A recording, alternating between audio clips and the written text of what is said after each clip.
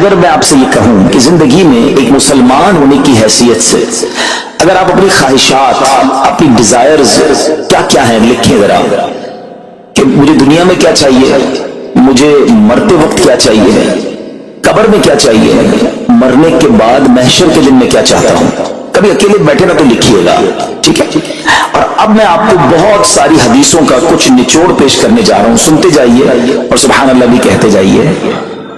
اگر آپ روزی میں برکت چاہتے ہیں تو درود پاک پڑھیے، اگر آپ بیماری سے شفا چاہتے ہیں تو درود پاک پڑھیے، اگر آپ ذلت و رسوائی سے بچنا چاہتے ہیں تو درود پاک پڑھیے، اگر آپ عزت میں اضافہ چاہتے ہیں تو درود پاک پڑھیے، آپ مصیبتوں اور پریشانیوں سے بچنا چاہتے ہیں تو درود پاک پڑھیے، مرتے وقت کلمہ پڑھنا چاہتے ہیں تو درود پاک پڑھیے، مرتے وقت آقا کا دیدار کرنا چاہتے ہیں تو درود پاک پڑھیے، آپ یہ چاہتے ہیں کہ آقا اپنے مبارک ہاتھوں سے قبر میں اتارے تو درود پاک پڑھیے، اپنی قبر کو نور مصطفیٰ سے جگمگانا چاہتے ہیں تو درود پاک پڑھیے، قیامت کے دن نبی پاک کے پرچم تلے اٹھنا چاہتے ہیں تو درود پاک پڑھیے، آقا کے ہاتھوں جام کوثر پینا چاہتے ہیں تو درود پاک پڑھیے، اور سنیے آقا کے ساتھ جنت میں جانا چاہتے ہیں تو درود پاک پڑھیے، مدینے جانا چاہتے ہیں، بار بار جانا چاہتے ہیں تو درود پاک پڑھیے،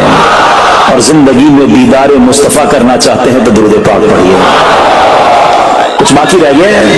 اللہ اکبر یا رسول اللہ، مجھے بتائیے اور کچھ باقی رہ گیا ہے؟ ایک مسلمان ہونے کی حیثیت سے what ever I need in دنیا اور ان ہیئر آفٹر، دنیا اور آخرت میں جو کچھ چاہیے، روزی برکت والی زندگی، عزت والی، پریشانیاں دور ہو جائیں، بیماریاں دور ہو جائیں، ذلت و رسوائی سے بچا رہوں، ایمان والی موت ملے، جب تک زندہ رہوں مدینے آتا جاتا رہوں، آقا کی دید کرتا رہوں، تو آقا جنت میں ساتھ لے جائیں۔ اب کچھ باقی بچتا ہے، اور یقین کریں میں نے اپنی طرف سے نہیں بتایا ہی ہے، جن کا کچھ مطالعہ ہے تو ان کو یاد آ رہا ہوگا کہ اس ہر جملے کے پیچھے کوئی نہ کوئی ایک روایت یا کوئی نہ کوئی حدیث موجود ہے، یعنی یہ سارے انعامات دنیا کے، قبر کے، حشر کے، یہ سارے انعامات نبی پاک نے درود پاک کی فضیلت میں بیان فرما دیے ہیں۔ یہ ایسے ہی شاعر نے نہیں کہا کہ ہر درد کی دوا ہے صلی علی محمد، تعویذ ہر بلا ہے صلی علی محمد صلی اللہ علیہ وسلم۔ پھر کیوں نہیں پڑھتے؟ یعنی اتنے سارے مسئلے حل ہو جائیں ایک ہی وظیفے سے۔ لوگ پوچھتے رہتے ہیں کہ وظیفہ بتا دیں، روزی میں برکت کا بتا دیں، پریشانی دور ہو جائے بتا دیں، مدینے کا کوئی وظیفہ بتا دیں، یہ سارے وظیفے درود پاک میں چھپے ہوئے ہیں۔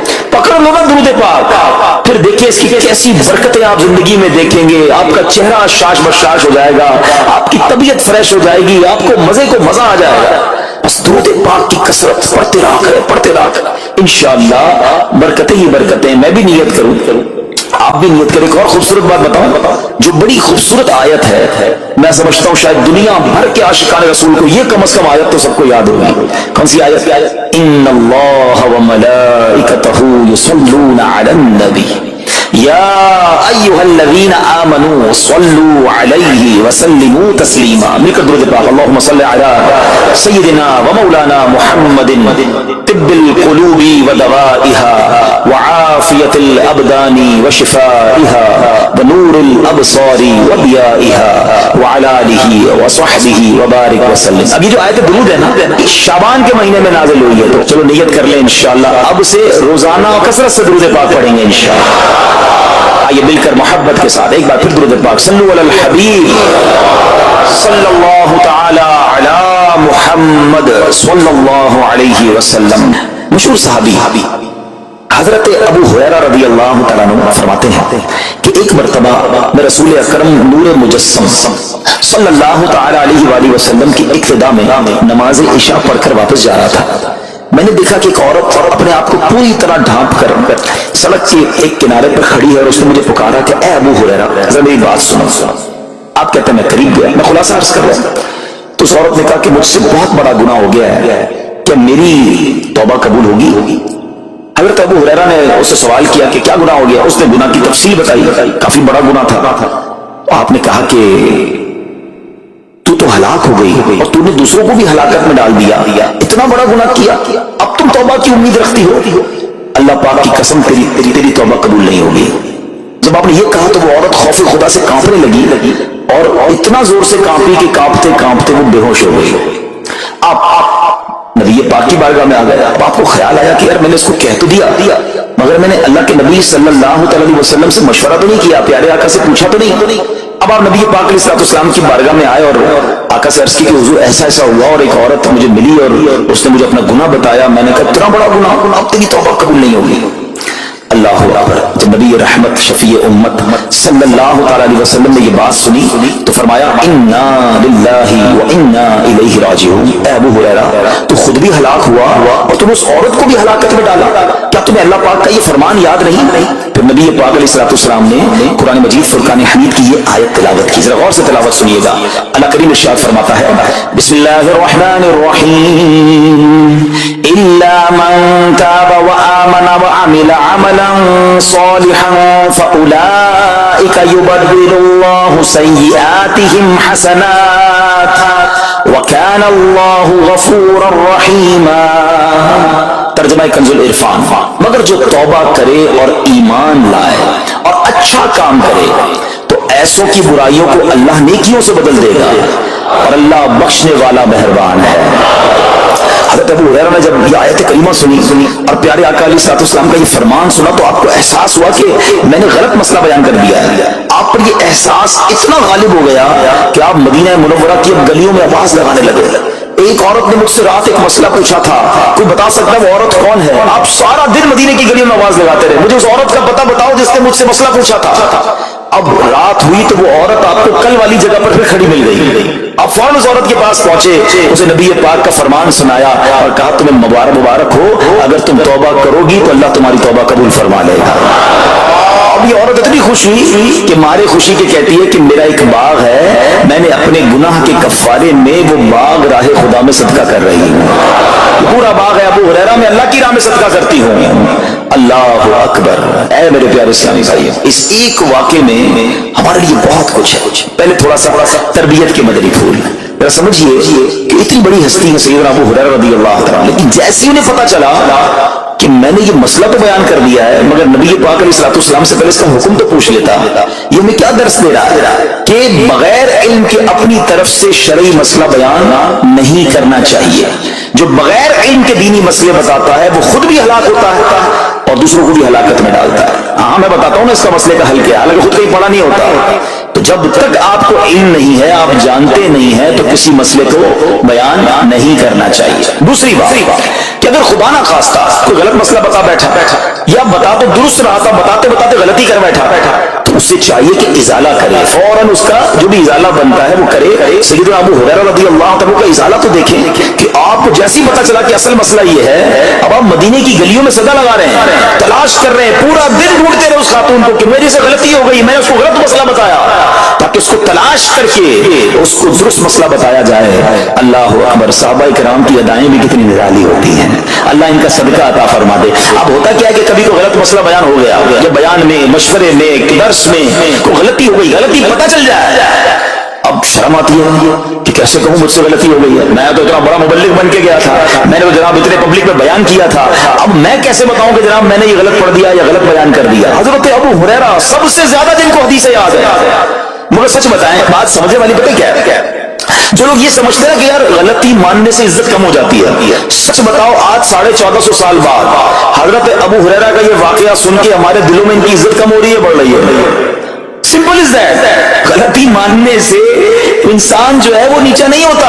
اللہ میرے پیر و مرشد کو سلامت رکھے, جن کی برکت سے لاکھوں علماء بن گئے ہیں, مگر آپ اپنے مدنی مذاکرے میں اپنے ساتھ علماء کرام, مفتیان کرام کو بٹھاتے ہیں, اور اگر کوئی توجہ دلاتا ہے تو لائیو چینل پر آپ فرماتے ہیں کہ مسئلہ یوں نہیں یوں ہے, کوئی عزت کم نہیں ہوتی جناب. تو سبحان اللہ, دو باتیں سیکھنے کو ملی کہ پہلے بتانا ہی نہیں ہے, اگر نہیں آتا تو اپنی بڑائی مارنے کے لیے بندہ کہتے مجھے نہیں معلوم, اللہ عالم میں نہیں جانتا, اور اگر آپ کو لگتا ہے میں صحیح بتا رہا ہوں اور پھر بعد میں کوئی توجہ دلا دے کہ آپ نے غلطی کی ہے تو اس کو بالکل ماننے بھی اور اس کا ازالہ کریں. اچھا, اب علماء کرام نے بڑے پیارے طریقے بتائے. پہلے تو ظاہر یہ تھا کہ بھائی پبلک میں بیان کیا تو پبلک میں جا کر یا گلیوں میں جا کر آپ نے اعلان کیا. اب تو سوشل میڈیا کا زمانہ ہے, کچھ ویڈیو بنا کے ڈال رہے ہوتے ہیں, انسٹاگرام تو ٹویٹر تو پتہ نہیں کیا کیا چیزیں, موبائل فون, فیس بک, یوٹیوب, تو اب غلط مسئلے لوگ شیئر کر رہے ہیں. ایک یہ بڑا مسئلہ پتہ کیا ہو گیا, ہمارے موبائل پہ جیسے ہی کوئی ویڈیو کلپ آیا, کسی کا بھی آیا, یا کوئی پوسٹ آ گئی, کوئی فضیلت ہی آ گئی, نہ چیک کرنا ہے نہ کچھ کرنا ہے, اس کو فوراً فارورڈ کر دینا ہے. हालांकि उसमें बाज़ औक़ात गलत मसले होते हैं, बाज़ औक़ात गलत हदीसें होती हैं, हमें पता ही नहीं होता, हम समझते हैं आगे शेयर कर दें। अच्छा, शेयर करने वालों का भी बड़ा मसला है। अगर कोई वजीफा, कोई नफल, कोई भी चीज है खुद पढ़नी नहीं है, आगे 100 लोगों को भेज देनी है, पहले खुद तो पढ़ो। अच्छा, खुद भी पढ़ने से पहले कहाँ चेक करवाया? तो प्लीज, ये शरीयत के मामलात हैं, इसमें बड़ी गलती हो सकती है। तो अगर आपको कोई भी चीज शेयर करनी है तो बेस्ट ऑप्शन ये है कि दावत-ए-इस्लामी.net, दावत इस्लामी की वेबसाइट है, उस पर एक गैलरी का ऑप्शन है, आप वहां जाइए, वो मुफ्तियाने किराम से चेक हुई पोस्टें पड़ी हुई हैं, आप वहां से पोस्ट उठाएं, उसको शेयर कर दें, बिंदास करें, कोई टेंशन नहीं है, क्योंकि वो उलमा ने चेक की हुई है। मगर हर आने वाली पोस्ट, हर आने वाली वीडियो को आगे बढ़ा देना, तो मशवरा यही है कि ये बड़ा सख्त मामला है, क्योंकि याद रखिए कुरान मजीद फुरकान हमीद में अल्लाह ताला इरशाद फरमाता है, वमन अज़लमु मिम्मन इफ्तरा अलल्लाहि कज़िबन, और उससे बढ़कर जालिम कौन जो अल्लाह पर झूठ बांधे। अच्छा, इसके बारे में उलमा फरमाते हैं कि अल्लाह पर झूठ बांधने वाला सबसे बड़ा जालिम है। जब हम किसी को दीनी मसला बताते हैं तो उसका मतलब क्या होता है कि अल्लाह ने फरमाया, अल्लाह के हबीब अलैहिस्सलाम ने फरमाया। इसका मतलब अगर वैसा नहीं है तो ये अल्लाह पर झूठ बांधना हो गया ना। हमने तो कहा मुझे तो पता नहीं था, किसी ने पोस्ट भेजी थी, किसी ने बताया था, अच्छा मैंने कहीं सुना था। अब कई लोगों की तो आदत पता क्या है, उनके साथ बैठो ना थोड़ी देर बाद कहेंगे अल्लाह ये फरमाता है, अल्लाह ने कुरान में ये फरमाया, पूछो किधर फरमाया, बोला ये नहीं पता, अल्लाह कुरान में ये कहता है। कहां कहता है बताओ ना, आयत दिखाओ, अल्लाह ने फरमाया ये करना चाहिए, कहां फरमाया? अपनी तरफ से। अच्छा, क्योंकि कहीं सुना था, कहीं दोस्तों की महफिल में आधी बात याद थी। अरे डरना चाहिए कि भाई कैसे कह दूं कि अल्लाह ने फरमाया, मैं कैसे कह दूं नबी पाक अलैहिस्सलाम ने फरमाया, जब याद नहीं, पढ़ा नहीं। अमीर अहले सुन्नत की आपने एहतियात देखी है, आप हदीस की किताब मंगाते हैं कि पूरा देख कर पढ़ते हैं, मगर या तो अपनी मर्जी से चल रहा है मामला। खुदा के वास्ते हम समझ रहे सवाब कमा रहे हैं, और ऐसा ना हो कि गुनाह जारिया वाले काम हो रहे हो। तो मैंने आपको आसान हल बता दिया कि दावत इस्लामी के जो ऑफिशियल सोशल मीडिया के पेजेस हैं, अगर आपको शौक है तो वहां से कोई पोस्ट उठा लें, वहां से कोई चीज उठाएं और उसको शेयर करें। बाकी खुदारा इन कामों को अपनी मर्जी से आगे ना करें, कहीं हम गुनाहगार ना हो। तो एक बात तो हमें इस पूरे वाक़े से सैयदना अबू हुरैरा रज़ियल्लाहु तआला को जो अंदाज, आपकी आजिज़ी, आपका इजाला करना, आपका उस औरत को तलाश करना, ये सिखा रहा है कि मसला गलत बयान करना कितना बड़ा मसला है। अल्लाह करे कि हम इसको समझें। अब दूसरी खूबसूरत बात, आए है औरत का गुनाह है, बड़ा गुनाह है, मगर नबी पाक ने जो आयत बयान फरमा दी और जो उस तक पैगाम पहुंचाया कि तौबा कर लो, मेरा रब तौबा कबूल फरमा लेगा।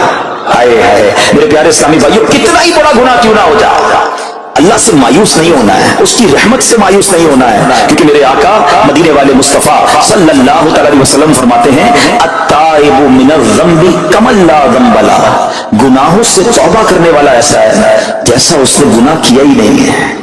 खत्म, नल एंड वॉइड, डिलीटेड। इतनी बड़ी अल्लाह की रहमत है कि बस सच्ची तौबा हो जाए ना, अल्लाह उसको सारे उसके गुनाह माफ फरमा देता है। हज़रत अब्दुल्लाह इब्न उबैद रहमतुल्लाहि तआला से रिवायत है, फरमाते हैं कि अल्लाह पाक के नबी और हम सब इंसानों के वालिद मोहतरम हजरत आदम अलैहिस्सलाम ने अल्लाह पाक की बारगाह में अर्ज की, ऐ रब अज़्ज़ वजल, तूने शैतान को मेरा दुश्मन बनाया है, लेकिन मेरी औलाद उसका मुकाबला करने की ताकत नहीं रखती।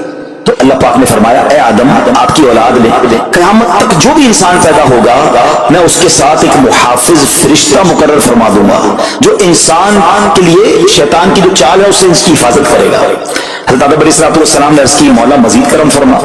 अल्लाह पाक ने फरमाया, ऐ आदम, आपकी औलाद को एक नेकी का अजर 10 गुना मिलेगा। नेकी एक करेंगे, अजर मल्टीप्लाई बाय 10 हो जाएगा।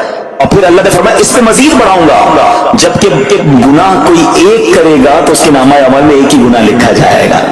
अल्लाह की शान देखो, एक नेकी अजर 10 गुना, गुनाह एक लिखा भी एक जाएगा। हज़रत आदम अलैहिस्सलाम ने अर्ज़ की, मौला और करम कर दे। देखो शुरू से हम पर मेहरबानियां हैं। हज़रत आदम अलैहिस्सलाम भी अपनी औलाद के लिए अल्लाह की बारगाह में अर्ज़ कर रहे हैं। अल्लाह पाक ने फरमाया, ऐ आदम, जब तक रूह इंसान के बदन में रहेगी मैं इसकी तौबा कबूल करता रहूंगा। जब तक जिंदा है ना, जब तक तौबा कर ले उसकी तौबा कबूल हो जाएगी। अल्लाह अकबर, कितना करीम हमारा मौला है, हमारा परवरदिगार कैसा रहीम है। जब भी गुनाह हो जाए फौरन अल्लाह की बारगाह में हाजिर हो जाया करो, अपनी गलती का इकरार करके शर्मिंदा हो जाया करें। इंशाअल्लाह करीम तौबा कबूल होगी और गुनाहों की मैल से दामन साफ हो जाएगा। अरे तौबा जब हो जाए ना और बंदा सच्ची तौबा कर ले, देखो अल्लाह कैसा करीम है, कैसा करम करता है। एक बुजुर्ग के बारे में आता है, हबीब अजमी रहमतुल्लाहि तआला अलैह उनका नाम था। अभी बहुत बड़े آپ اللہ کے ولی گزرے ہیں, بصرہ کے رہنے والے تھے, مگر توبہ سے پہلے آپ کی زندگی بڑی عجیب تھی. آپ بڑے امیر آدمی تھے, لوگوں کو قرضہ دیا کرتے تھے مگر سود